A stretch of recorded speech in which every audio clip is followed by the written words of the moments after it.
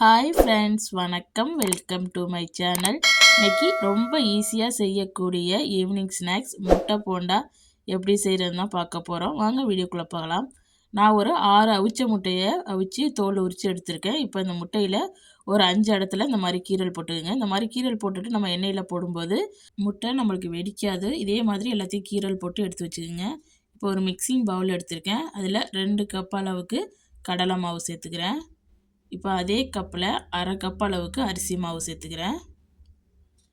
இப்போ இது கூடயே 1/4 டீஸ்பூன் அளவுக்கு பெருங்காயத்தூள், 1 டேபிள் ஸ்பூன் அளவுக்கு மிளகாய்த்தூள், உங்கள் காரத்துக்கு ஏற்ப கூட குறைச்சி சேர்த்துக்குங்க.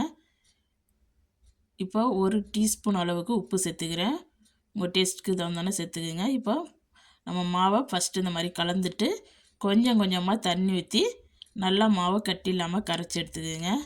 ஃபஸ்ட் டைமே நிறையா தண்ணி ஊற்றிடாமல் கொஞ்சம் கொஞ்சமாக ஊற்றி மாவை கட்டி இல்லாமல் நல்லா கரைச்சி எடுத்துக்குங்க. இப்போ பார்த்திங்கன்னா நல்லா கட்டி இல்லாமல் நல்லா மாவை கரைச்சாச்சு. இப்போ இது கூட நான் ஒரு 2 பிஞ்சு அளவுக்கு பேக்கிங் சோடா சேர்த்துக்கலாம். உங்களுக்கு பேக்கிங் சோடா சேர்க்குறது பிடிக்காட்டினா நீங்கள் சூடான எண்ணெயில் 1 டேபிள் ஸ்பூன் அளவுக்கு சேர்த்துட்டு நல்லா கலந்துருங்க. இப்போ பேக்கிங் சோடா சேர்த்துட்டு நல்லா மாவை கலந்துருங்க. மாவு இந்த மாதிரி இருக்கணும். ரொம்ப தண்ணியாகவும் இருக்கக்கூடாது, ரொம்ப கட்டியாகவும் இருக்கக்கூடாது. மாவு இந்த மாதிரி இருக்கணும். ரொம்ப தண்ணியாகவும் இருக்கக்கூடாது, ரொம்ப கட்டியாகவும் இருக்கக்கூடாது. இப்போ இந்த ஸ்பூனை உள்ள விட்டால் கோட்டிங்கு இப்படி இருக்கணும். இப்போ முட்டையை நம்ம இதுக்குள்ளே போட்டுட்டு நல்லா டிப் பண்ணிவிட்டு எண்ணெயில் போட்டுற வேண்டியதான். நீங்கள் ஸ்பூனில் வேணாலும் போட்டுக்கலாம், இல்லைன்னா கையில் வேணாலும் போட்டுக்கலாம், உங்கள் வசதிக்கு தந்தன.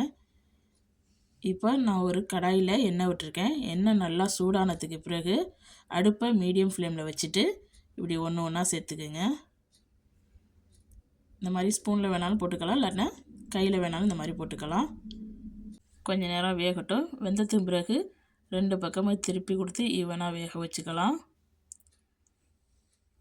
இப்போ திருப்பி போட்டுக்கலாம். பாருங்கள், இந்த மாதிரி திருப்பி போட்டு 2 பக்கமும் நல்லா கலர் சேஞ்ச் ஆகி வரணும். அந்த அளவுக்கு நல்லா வேக வச்சு எடுத்துக்கோங்க.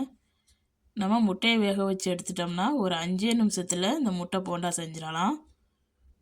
நல்லா ஈவினிங் டைம் சுட சுட குழந்தைங்களுக்கெல்லாம் இந்த மாதிரி செஞ்சு கொடுத்தா விரும்பி சாப்பிடுவாங்க. இந்த மாதிரி 2 பக்கம் பரட்டி கொடுத்து நல்லா வேக வச்சு எடுத்துக்கோங்க. இப்போ நல்லா கலர் சேஞ்ச் ஆகிடுச்சு. இப்போ நம்ம இதை வெளியில் எடுத்துடலாம். அவ்வளோதான், நம்ம சுவையான ஈவினிங் ஸ்நாக்ஸ் முட்டை போண்டா சூப்பராக ரெடி ஆகிடுச்சு. நீங்களும் உங்கள் வீட்டில் செஞ்சு பார்த்துட்டு எப்படி வந்துச்சுன்னு கமெண்டில் சொல்லுங்கள். இந்த வீடியோ பிடிச்சிருந்துச்சுன்னா இந்த வீடியோவுக்கு ஒரு லைக் கொடுங்க. மறக்காமல் என் சேனலை சப்ஸ்கிரைப் பண்ணி வச்சுக்கோங்க.